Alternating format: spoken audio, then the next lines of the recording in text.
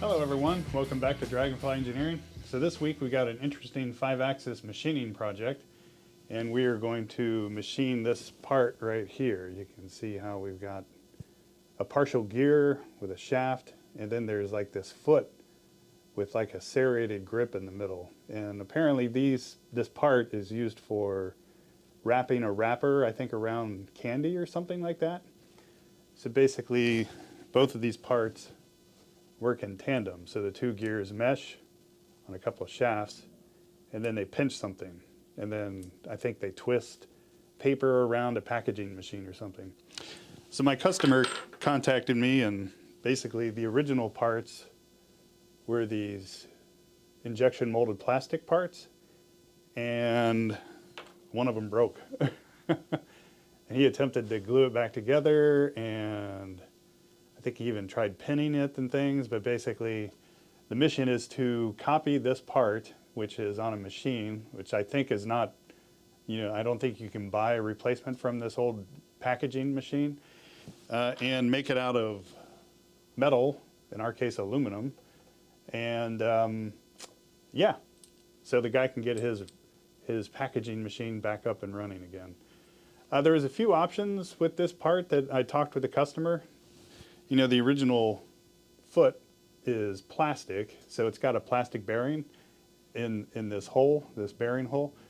And I recommended that the guy basically get a plastic bushing. So I actually machined one of these with a press-in plastic bushing, like a nylon bushing, so that there's not galling between the bare aluminum and the steel shaft. But we also made a version without the plastic bushing. You can see here that we just got a straight shaft. So we're going to basically machine this part and its mirrored part, and basically the serration goes the other way on the mirrored part in this episode using MasterCAM 24 and 5-axis machining operations to machine this entire part in a single setup on the Haas UMC750. All right, so we're in Solidworks CAD system. This is a 3D CAD system for those who aren't familiar with it. And the first step in recreating our gear arm gizmo, which you see here on the screen, is to basically model this part up from the sample that the customer gave me. Now normally it's way better just to buy a replacement part from the original manufacturer, but I got the impression from the guy that this part is no longer available. I think it's several decade old machine. So here we are stuck with reverse engineering this part to match the exact set that he originally had on the original equipment. So to do that, one of the easier things that I like to do, especially with things like gears or custom threaded tools and stuff, is to go to McMasterCAR.com and download a SolidWorks model of the closest starting thing that would save me some time. So if we look at what I downloaded a gear with the McMasterCAR part number 6867K28, and I renamed it. But anyway, so this was a gear with the right number of teeth and the right pressure angle and everything. And then you can see some of the remnants of their actual file. They like to have folders and things. So in this case, for instance, this is what their original part looked like, with the gear teeth and a hub. Some of the fillets and things, like these red warnings, I know the SolidWorks purists get all worked up over seeing red or yellow in the design tree, but that's basically legacy stuff that I deleted out from their original file, and sometimes it's not worth the fuss of trying to fix it, because it's embedded in their original design. But what I did is I took their gear and then I added this solid hub to it, and then I just started, and I did that by basically drawing this sketch in blue. Here, we can edit it, and didn't even worry too much about it, and basically started to block out the material that we wanted, sculpting basically digitally. And then continuing on with their core model, I started to delete their features off that I didn't want. For instance, you can see here I cut off the hub and the set screw that was on the hub, the shaft hub, and then started doing things like making my own planes and adding my own features. So this is the beginning of that arm that we saw, and then this surface is the angled surface that ultimately I'm going to draw a rectangle on to create the paddle shape, which we can just drag forward now. I'm not going to bore you with all the infinite details, but for instance, here's the sketch I drew for the paddle. So in SolidWorks, any surface you can click on and create a new sketch, and then sketch out your parts, and then basically create solids off of those sketches, and you can quickly create pretty complicated 3D shapes. So then some filleting, a lot of filleting and chamfering to add our gripper, kind of knurled gripper thing on the center of this paddle. And then ultimately down to the full part. Now, one of the tricks to get your part to be actually the right shape to match an existing part is that you can take sketches. You can actually, for instance, this first sketch here, which I will show, I actually just put the broken part on my Brother like multi-function printer scanner, and just like a copier machine, I just put the part on the glass and said do a PDF scan, and it created this picture. And we can make the part semi-transparent. In fact, you can still see the busted off arm so that I can get the right gear geometry and everything just correct to make sure that we're actually meshing up with the true part. And you can stack on several pictures. So for instance, the arm was busted off, but I needed to know what to do here.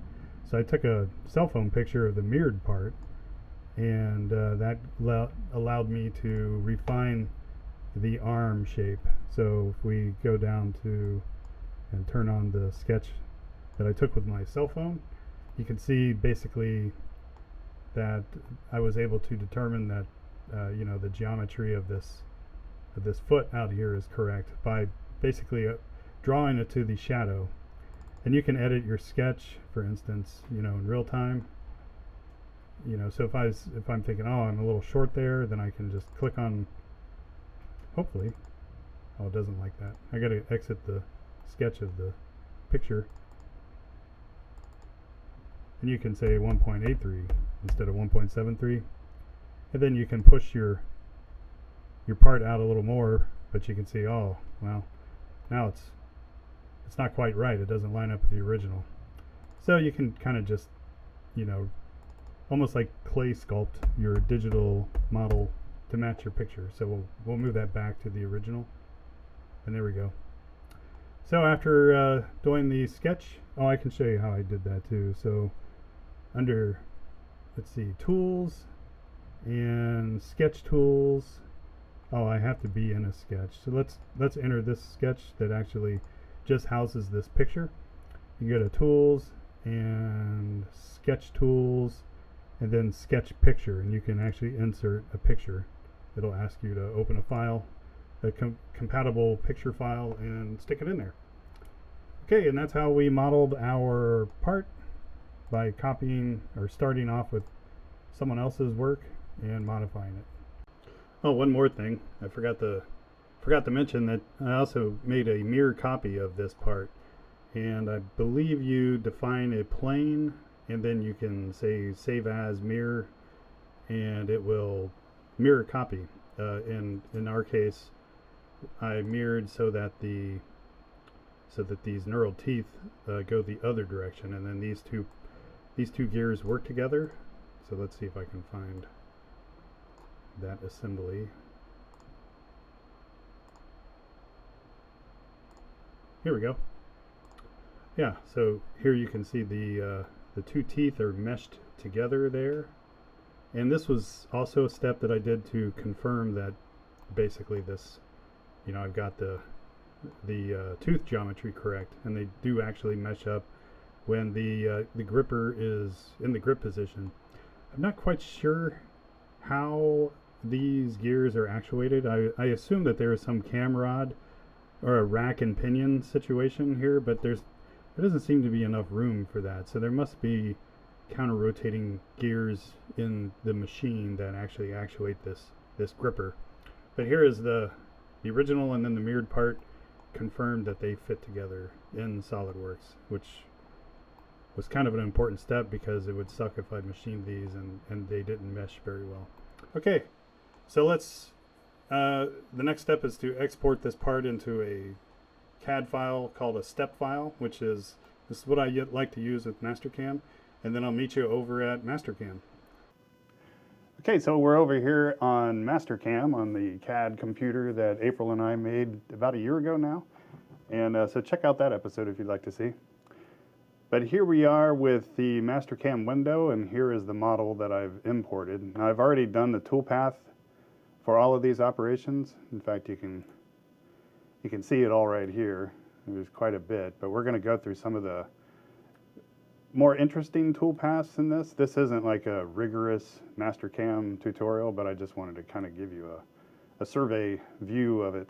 So anyway, you can click on and off the toolpath, like I guess outline or preview with clicking on this button right here. And the first thing you do when you start up a toolpath like generation in MasterCAM, this is MasterCAM 24 by the way, is to import your part. So in this case with the 5-axis mill, I have a saved model of this riser block, this fixture that I use to mount the stock into the 5-axis mill, which we'll take a look at in the back. But so when you have like a fixture already modeled, there's several ways to do it. You can open your part that you designed in SolidWorks in my case and import your fixture, but I find it's easier just to open up a base model of your fixture and then import your part. So to do that, this is the part that we're going to import that was designed in SolidWorks. We're going to go over to File and Merge. And then we, down here, you have to select which file format, 3D CAD. In this case, we used a step file to export our 3D model from SolidWorks. I'm going to select step, and then here's some of the step models that I did. There's a mirror, and then a non-mirrored version. So let's click on the mirrored, and I'll click on open. And then we can drag our part to where we want. So the part came in basically in its orientation down here at the 0 location of this fixture. So if we want to move this part up to where actually our stock and everything is defined, again, I've already done it already, but I'm just showing you how I would bring in a new model into this fixture file. Then we can go over to dynamic over here, and you see how the thing turns red. And then this tool that's kind of floating around with our mouse is pretty handy actually. But what I'm going to do is I'm going to find a feature that it will match our other part up here, or closely have the same kind of anchoring position. You can see how this tool, I think it's called a gnome, is trying to lock itself onto parts, and then you use this tool to actually drag parts around in the workspace. So I'm going to lock on this, here I'll zoom in so you can see better. I'm going to lock this gnome onto the center of this circle, and when you click on a circle, it automatically assumes you want to assign its anchor point to the center of the circle. So I'm going to click on that guy, and now we can drag our part up and rotate it and do everything we need to get it in the right position for us to machine it.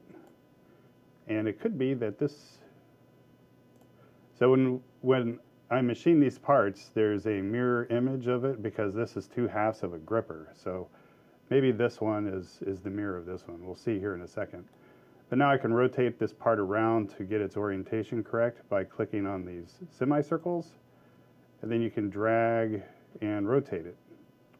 And if you keep the pointer inside of this outer circle, this circle right here, then it snaps to 5-degree increments. If you have the pointer outside of this circle, then it'll give you basically infinite degrees, I think 0.01 degrees, which isn't as handy, because you want your parts to kind of be square in your mill when you're machining it.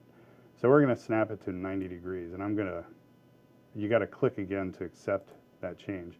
So you can keep moving this part around to have it line up with the existing part. Or if you don't already have a part, like you just brought in a blank fixture file, then you can just drag this part to approximately where you want it to be, where your stock is going to be. So you can grab on this yellow ball and move it around too.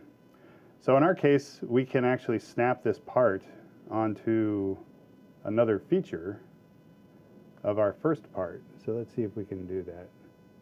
It's trying to do it. I think we need to zoom in. Oh, actually we could rotate around too. That's probably what was causing me a little trouble. So I'm going to grab the yellow ball, which kind of denotes the center of everything, and then I'll drag that yellow ball over the other circle, and then you can see how we're snapped in. So I will accept that. But our angle is a little bit off. See our new part that we're dragging into our workspace is off from the other one. So I'm going to grab this axis, or this rotation feature, and snap it at 5-degree increments, and it looks like I had to rotate the part about 10 degrees for it to line up correctly. So there we go. So there I've placed our new part in this workspace, overlapping the previous part, and now you can see the mirror image effect with our teeth here. See how these teeth are going the other direction? And then when we're happy with all that, I'll just hit the check mark. There we go. So we've got two parts in here. One has toolpaths assigned to it, and the other one doesn't. You can see that down under levels to the bottom left of the screen. And you can turn on visibility of things that you just added. I think mirror arm is what we just added, so if I check off visibility, then it goes away. If I turn it back on, then you can see it. And then this part was the one that had all the toolpath on it. I could turn off and turn back on. So since we've already done the toolpath for the mirror part, or I'm sorry, the base part, we'll turn off the mirror part. But an interesting thing is, since most of the part is the same between the mirror and the unmirrored, you can use the toolpath from your other part even though you hide it, and only update your new part with the mirrored features. So you don't have to re-toolpath everything if you've got parts that are almost exactly the same, but by turning on and off different parts or different levels, you can add just the new machining operations for the new features of your part. So it's kind of handy to merge in parts. It saves you a lot of time in basically generating toolpaths. Okay, other things to be interested in. So these other levels are, some of which are like wireframes. So I can turn off the wireframe. A lot of times it's handy to just wireframe your part completely, because the toolpath program likes to select wireframes and not necessarily, in some cases, just the 3D model itself. But there are some toolpath tools in MasterCAM where it does work with the 3D models. So let's go back to our original part here. And then we're going to go down to the left under Toolpaths and select our toolpaths. So our first toolpath here is, there's some other things that you do need to know about setting up the interface. For instance, the 5-axis mill is depicted by this MasterCAM model. It's not the same as the UMC or the Haas UMC750, but it's close enough for me to be able to program in 5-axis. And then things like setting up your stock is here. So you can change the thickness or the width of it and the location of it. So you see as I'm clicking, increasing the width, it's going to like 3 inches there. The stock is mostly just for you to understand how big your stock needs to be. And I think in some cases MasterCAM uses the stock model, but it doesn't really that much, at least for the level of knowledge that I have. So, but you do need to know how to cut out your rough stock and stick it into the fixture, which this depicts. So I'm out at the Haas UMC750, and here is our piece of stock, and basically off camera I just sawed this out of a chunk of aluminum, 6061, and machined in a 1/2 inch wide by 1/2 inch deep tab in the bottom. Then this will fit into the homemade fixture for the 5-axis mill. And I center it basically eyeballing the set screws there. And this stock is a little oversized, so we can just screw it in. And I'll just tighten down with these set screws in this tab of the fixture, which you saw on the toolpath program. There's more tabs in the back, or I'm sorry, more set screws in the back. So we'll tighten the first one, the first set, flip it over, then tighten the second set. Spin this guy around. You just can't run a program, but you can move X, Y, and Z. Every mill is different as far as safety concerns. All right, and then I just tighten these down. And these cone tip set screws are digging into the aluminum tab that we machined, or that I machined on the manual mill. All right, and that's it.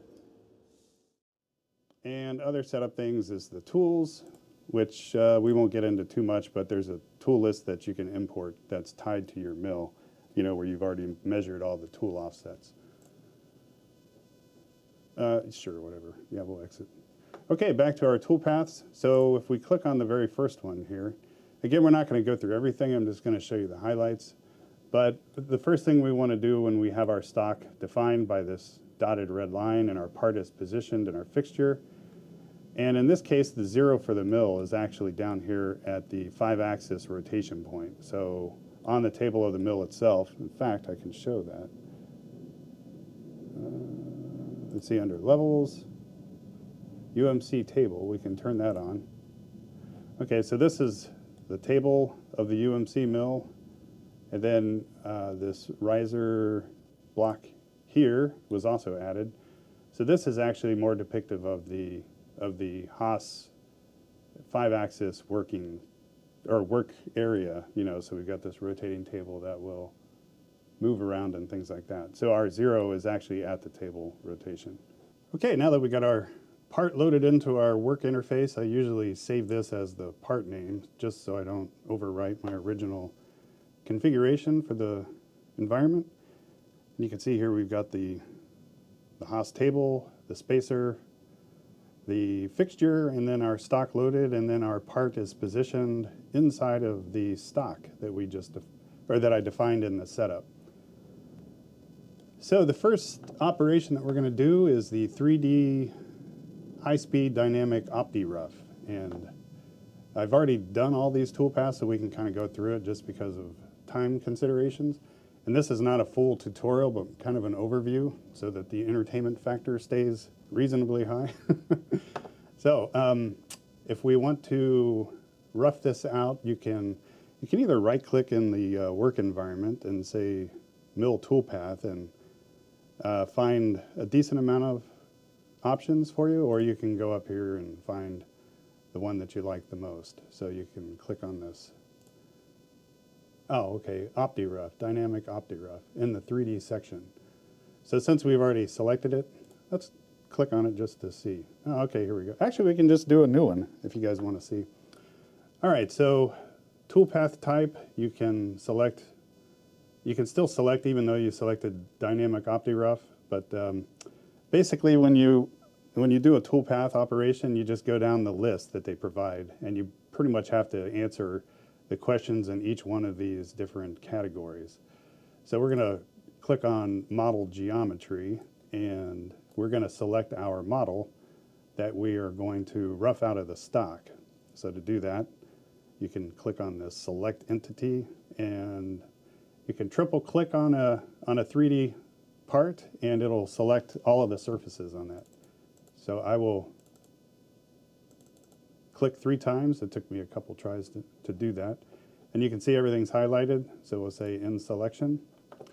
And then over here is avoidance geometries. So you can actually avoid things. For instance, our fixture that we're going to not machine into. This is the static stock holding fixture. So I'm going to say I want to avoid machining this surface right here. And we'll say OK in selection, and it makes it red. So green means we're going to machine away the stock around it. Red means that we are going to avoid machining that. And then you can add a clearance like a wall stock, and currently this will be 10,000ths of an inch. This is all in inches, unfortunately, for the metric folks. But over here on the green area that we're going to rough out, we're leaving 3,000ths stock, or 3,000ths of an inch. And then you basically just go down the line. So here they want to ask, how do you handle the how far out to machine? You know, so we've got you can set a boundary chain or automatic, and here they depict like your end mill would actually cut out beyond this red line, or you can say that you want to machine. I'm sorry, the silhouette. And then down here you can say compensate the tool to the inside of the silhouette of your stock or of your part, or you can actually define a boundary. So we can click on, actually I don't have that visible, but we can go to levels and part wireframe. There we go. And then, so I turned on the wireframe that I had mentioned that is handy to have. So we can actually select a boundary. So we are going to do wireframe and 3D, and we're going to chain it. So now we can go along and select our boundary sketch that we want. And this is basically telling the toolpath program, you know, you don't machine away metal that would be way down here, but our stock is here, so just machine away around our stock itself. And I made a bounding box in the wireframe, so that basically created this wireframe structure that creates our boundary. So we'll say OK to that. Then you select your tool, which is a 3/8 end mill. You can define the holder so that you don't start rubbing the top of your tool holder on your stock, and that you can also define, you know, your flute heights and everything. And then the cutting parameters, you can set like how much overlap per machining pass you do and all of that kind of stuff in this area. And then one of the main areas that most of the action is called linking parameters. And these are a little different for each operation in MasterCAM, but this is where you kind of set the depth of cut and more overlap, lead in and lead out schemes and all of that fun stuff. Finally, with planes, this is an important one. So right now, if you look over here at this icon, it shows you which planes are your tool path planes and the construction plane that you're working in.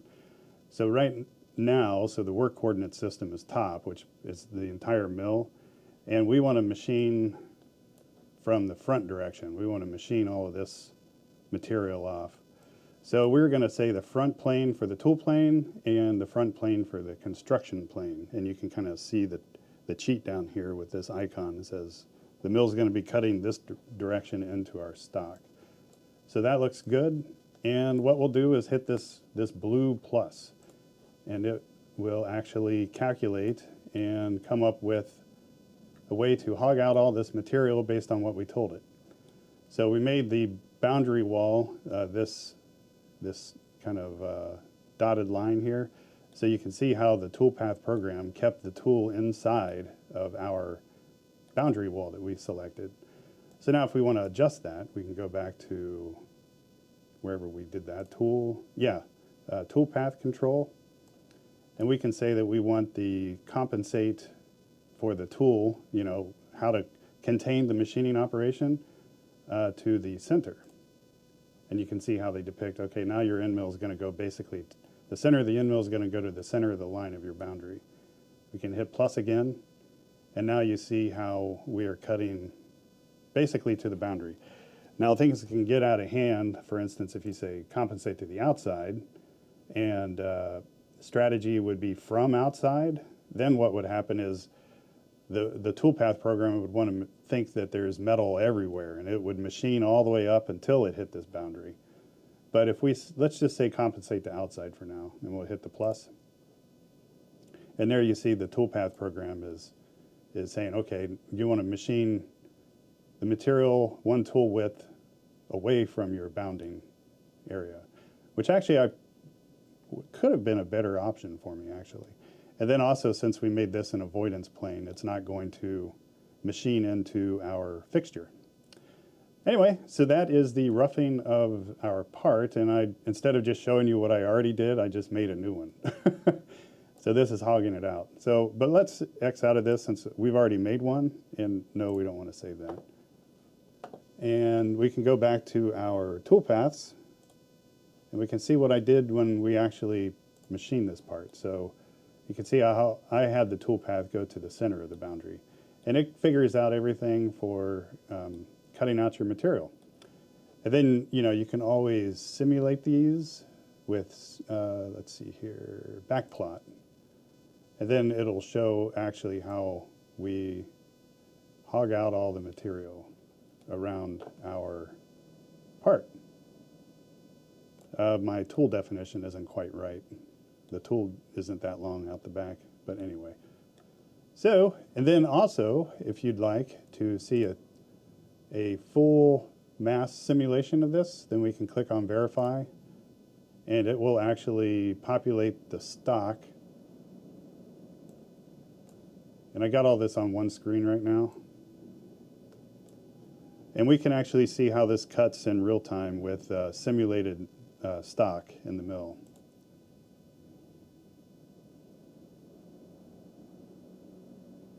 And you can see how it's basically hogging out a lot of just the bulk material. Okay, so there you go. And yeah, so it left a little bit of material at the top. If we switch to compensate to the outside of the boundary, which is this green line, then it probably would have allowed for more cleaning up of that gear. So, and we can try that actually right now. So go back to parameters and cut parameters. Oh wait, toolpath control. Let's say compensate to outside. And then we'll hit plus. So this is actually the live toolpath that I used for production to machine these parts. But it looks like I didn't actually have it fully optimized. So now we can click on the verify again and see how that helped us out.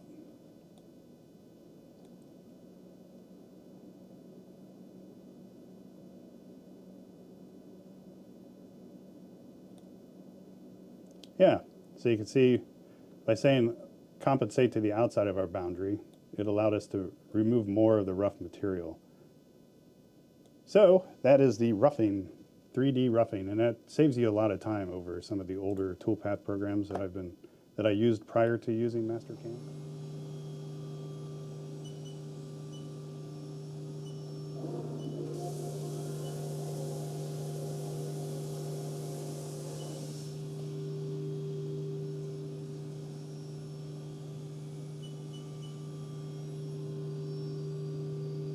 So we're spiraling into the cut here.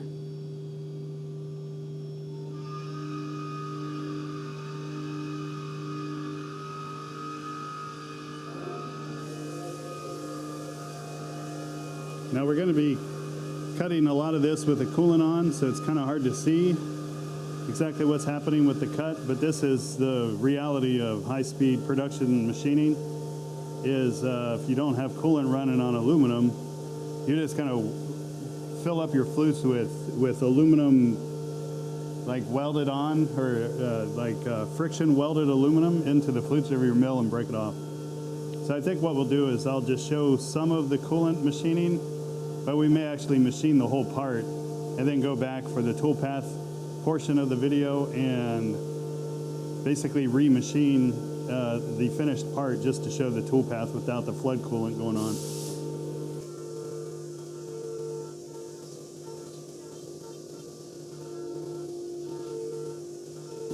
So I bumped it up to 100% feed.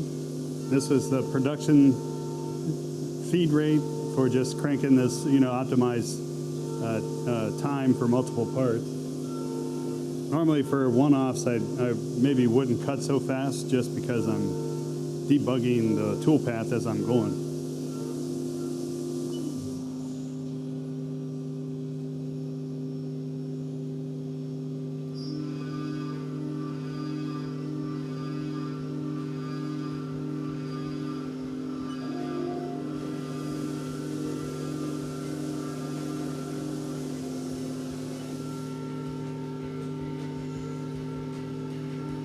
Yeah, we're going pretty quick.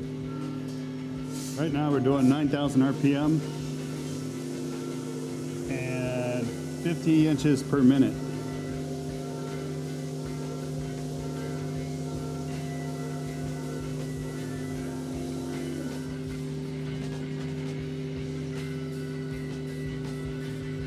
And we're hogging out basically the block .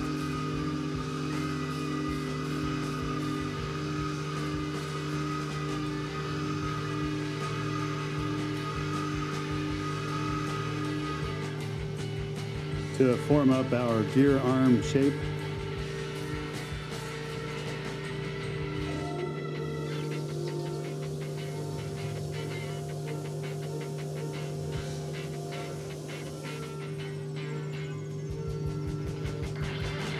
It's kind of fun to watch the high frequency or the high efficiency machining.